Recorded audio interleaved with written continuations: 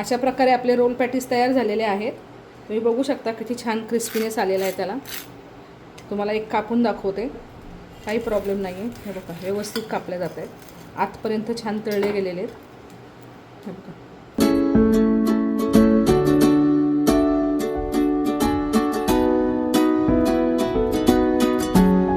नमस्कार, मी मनीषा आणि आता आपण आहोत मनीषाच किचनमध्ये.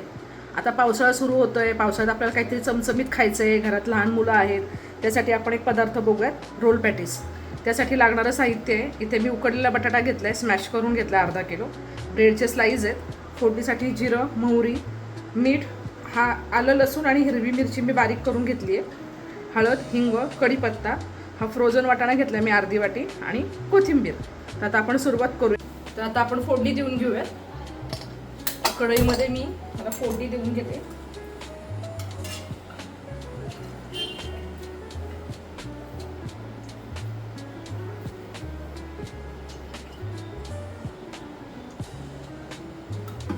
तेल गरम होऊ दे. तेल गरम झालं की आपल्याला ह्याच्यामध्ये सगळे पदार्थ टाकायचे.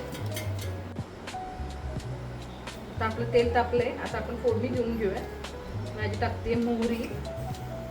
मोहरी चांगली फुलली, तडतडली, त्याच्यात आपण टाकणार आहोत जिरं.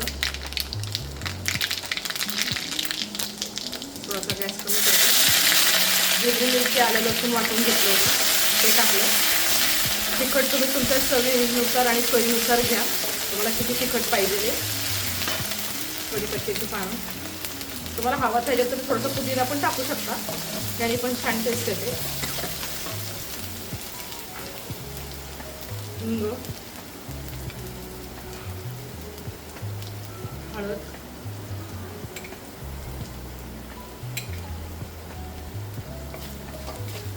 फोडणी चांगली झाली, चांगली परतून घ्यायची. मिरचीचा थोडं तिखटपणा उडवून झाला, ठसकतो हा मिरचीचा पणा. आता आपण ह्याच्यामध्ये ना वाटाणा घालूयात. तुम्हाला हवं तर तुम्ही फ्रेश वाटाणा पण घेऊ शकता. मी इथं फ्रोझनचा वाटाणा घेतलाय. फ्रोझन वाटाणा काही शिजायला वेळ लागत नाही, तो लगेच होतो. पण तुम्ही जर फ्रेश वाटाणा घेतला तर तो थोडासा आहे ना गरम पाण्यामध्ये उकळून घ्या आणि मग फोडणीत टाका, म्हणजे तो टसटस लागणार नाही आणि तो व्यवस्थित झाकण लावून शिजवून घ्या. आता आपण ह्याच्यामध्ये मीठ टाकूया. आधी मी इथे थोडं मीठ टाकते, नंतर आपल्याला बटाट्यामध्ये टाकायचं आहे. आता हे मीठ टाकून घेतलं की आपण एक अर्धा मिनिटभर आहे ना ह्याला झाकून ठेवूया.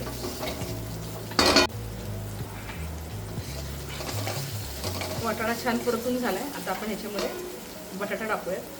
बटाटा आहे ना उकडून चांगला गार करून घ्या. उकडल्या लगेच गरम असा नका करू. गार करून घेतला म्हणजे त्यातलं पाण्याचं प्रमाण जे आहे ते कमी होतं आणि बटाटा चांगला कोरडा होतो. आपण ह्याच्यामध्ये कोथिंबीर घालू.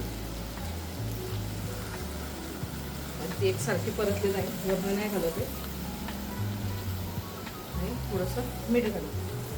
आता बटाटा आपल्याला जास्त परतायचा नाही आहे, फक्त त्याचा मसाला एकसारखा करून घ्यायचा आहे. अशा प्रकारे आपलं हे सारण तयार झाले. तुम्ही यात थोडंसं ओलं खोबरं पाहिजे तर ओलं खोबरं घालू शकता, काजूचे तुकडे घालू शकता, ऑप्शनल आहे, तुम्हाला जसं आवडेल तसं घाला. तर आपला असा ह्या प्रकारे मसाला तयार झाला. गॅस बंद करून टाकूया. त्याला परतत बसायचं नाही आहे, फक्त फोडणीमध्ये एकत्र करायचं आहे. आपण वडापाव कसा करतो, वडापावचं सारण त्याच्यासारखंच करायचं आहे. आता हे सारण आपण एका भांड्यात काढू आणि हे गार करून घेऊयात पूर्ण. तर आता आपण पॅटीस करायला तयार करूयात. तर मी इथं ब्रेड जे आहे ते ब्रेडच्या कडा काढून घेतल्यात. तुम्हाला हवे असेल तर तुम्ही ठेवू शकता, काही प्रॉब्लेम नाही आहे. आणि इथं मी पाणी घेतले, ब्रेड भिजत एवढं पाणी घ्यायचं आहे. आणि आपलं हे सारण आहे मी एक हाताने असं एकसारखं करून घेतले. आता या पाण्यामध्ये थोडंसं मीठ टाकूयात आणि थोडीशी साखर टाकूयात. साखरेमुळं काय होतं, थोडासा कलर पण चांगला येतो आणि कुरकुरीतपणा येतो. आता हे चांगलं आपण मिक्स करून घेऊ.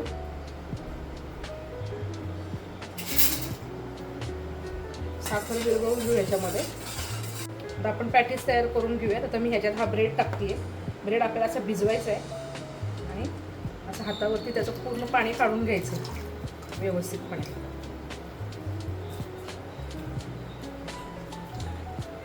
मी हा सँडविचचा ब्रेड घेतला आहे, साईजमध्ये मोठा असतो, तुम्ही कुठलाही घेऊ शकता, काही प्रॉब्लेम नाही आहे. ह्याच्यामध्ये हे सारण भरायचं आहे, ह्याच्यात हे सारण भरायचं आहे आणि हा असा पूर्णपणे बंद करून घ्यायचा आहे, रोल करून घ्यायचा आहे. ह्याचा बटाटा पूर्ण आतमध्ये गेला पाहिजे.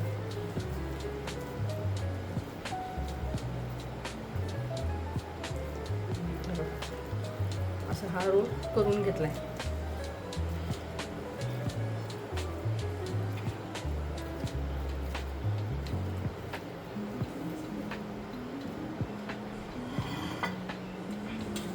असं पूर्ण ह्याच्यामध्ये हा रोल पूर्ण पाणी काढून घ्यायचं, टाईट बांधून घ्यायचं आणि आता अशा प्रकारे आपण सगळे रोल करून घेऊयात.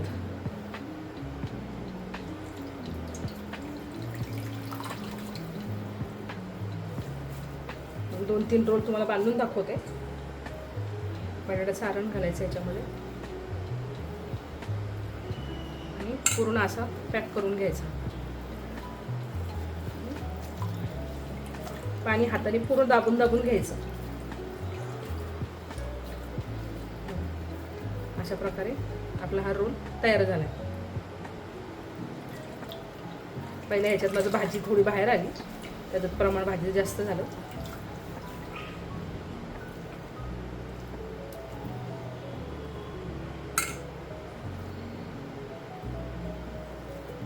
असं बांधून घ्यायचं पूर्ण एकसारखं आणि हाताने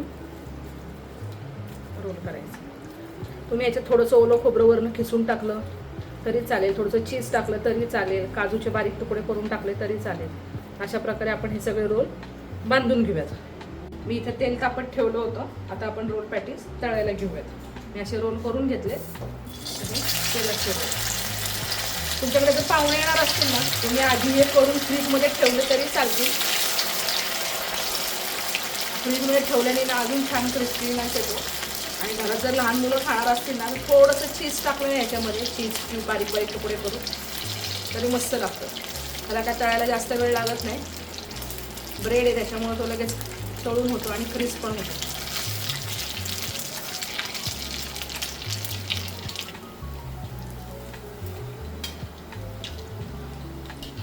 तर गोल्डन ब्राऊन होईपर्यंत चांगलं तळायचं, खूप करपवायचं नाही आहे. व्यवस्थित असं हलवत राहायचं, म्हणजे ते कलर पण छान येतो आणि क्रिस्पीनेस पण येतो. त्याच्यात एकच काळजी घ्यायची आहे, बटाटा फक्त आपण उकडून लगेच घ्यायचा नाही आहे, तो चांगला गार होऊन घ्यायचा आहे. तुम्हाला जर घाई असेल तर उकडून झाला की तो थोडा वेळ फ्रीजमध्ये ठेवा, कारण मग ते पाण्याचं प्रमाण जर असेल ना त्याच्यात तर मग ते रोल व्यवस्थित होत नाहीत. छान आपले तळून होत आहेत, मस्त कलर पण छान येतोय. आता हे बघा, हे व्यवस्थित त्याला रंग आलाय आणि तळून झालेले. आता आपण हे काढून घेऊयात आणि मी तुम्हाला अजून एक तळून दाखवते. मी असं हे पेपरवरती काढते किंवा मग जाळीमध्ये तुम्ही काढा, म्हणजे त्याचं एक्स्ट्रा ऑइल जे आहे ते निघून जाईल. आता हे पण आपण तळून घेऊया. बघा अशा प्रकारे तळून झालेलं आपलं हे पण छान रंग आलेला आहे आणि क्रिस्पीनेस पण चांगला आलेला आहे. लहान मुलं खूप छान आवडीने खातात. तुम्ही एकदा ट्राय करा. पाऊस सुरू झाला ना, पावसाळ्यात मस्त चहा आणि ह्या रोल पॅटीस खूप छान लागतात. थोडीशी साखर टाकल्यामुळे ना पावाला. अशा प्रकारे आपले रोल पॅटीस तयार झालेले आहेत. तुम्ही बघू शकता किती छान क्रिस्पीनेस आलेला आहे त्याला. तुम्हाला एक कापून दाखवते. आणि हे जर तुम्ही इथे चटणीसोबत किंवा मेयोनीजसोबत कशासोबतही ट्राय करू शकता. ते नुसते तसे खाल्ले तरी छान लागतात, काही प्रॉब्लेम नाही आहे. हे बघा व्यवस्थित कापले जात आहेत, आतपर्यंत छान तळले गेलेले आहेत. हे बघा मस्त लागतात. तुम्ही हे रोल पॅटीस खा, ट्राय करा, एन्जॉय करा आणि मला कमेंटमध्ये सांगा. तुम्हाला जर अजून पावसाळ्यात स्पेशल काही हवं असेल तळणीचे पदार्थ तर तुम्ही मला सांगा चहासोबत खाण्यासाठी. आपण त्याचे रेसिपीज टाकूयात पुढे. माझं चॅनल सबस्क्राईब करा. रेसिपी आवडली असेल तर लाईक करा आणि कमेंट करा. थँक्यू.